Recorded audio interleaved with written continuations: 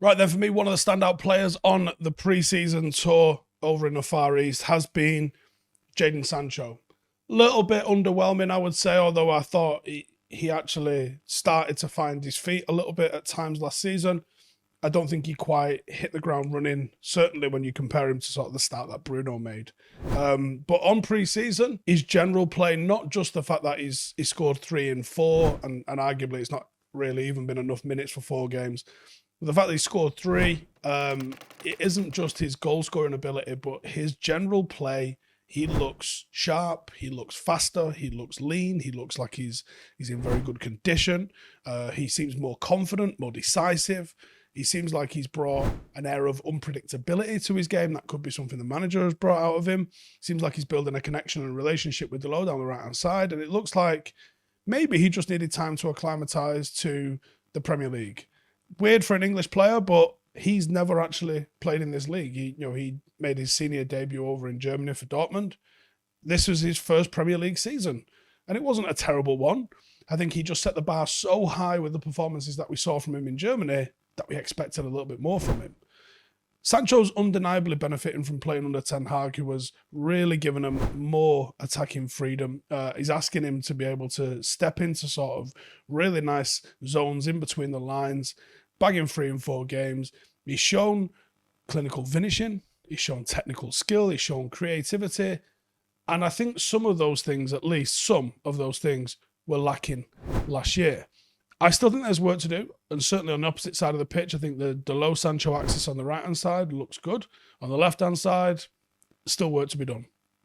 Still decisions on the personnel, but it's definitely still work to be done.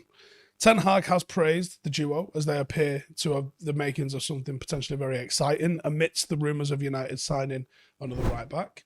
The last time Sancho managed to play a full season as a right-winger, over in Germany, obviously, because he played both.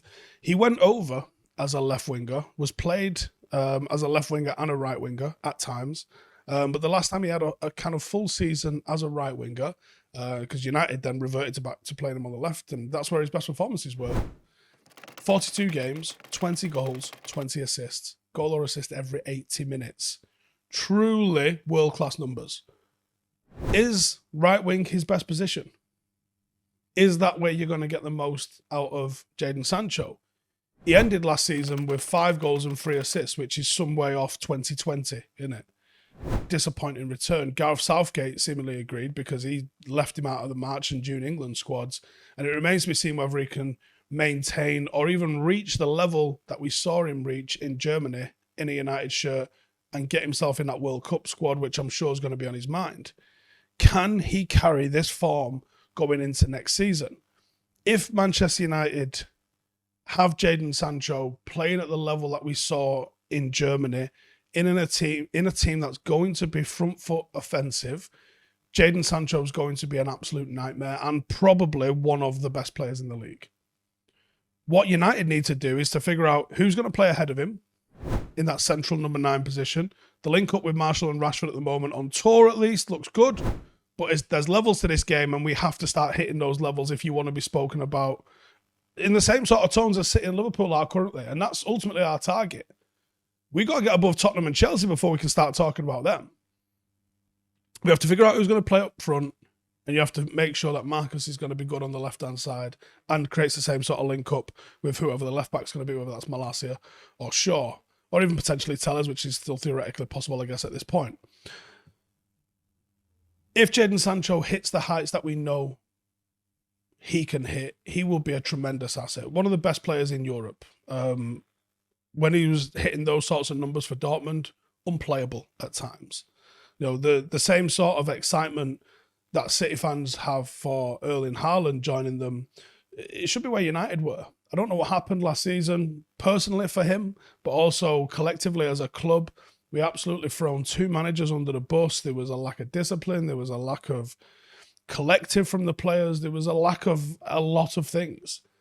And that's obviously going to impact on individual players' performance. And that's not to say Sancho's excused from some of those performances. He dropped some 4 and 5 out of 10s himself in last season as well. But if the team is playing on the front foot and the team is functioning, Jadon Sancho is an absolute asset. He's got the potential to be one of the very best in the world. Top and bottom, that's it. He is a true world-class potential footballer. And having that firepower in your locker is a huge asset. If he can continue the rate that he's been scoring at so far, he is in for a truly breakout season where he's going to then start being recognised as the potential player that he could be. This is a massive turning point for him. He's had his growth spurt. He's had his go and establish himself seasons in Germany.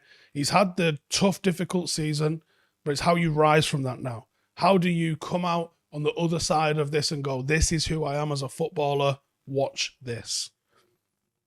I'm very excited for what the future holds for Jadon. I think he's a wonderful talent, and I think he could do absolute madness in a United shirt, and how badly do we need that, by the way.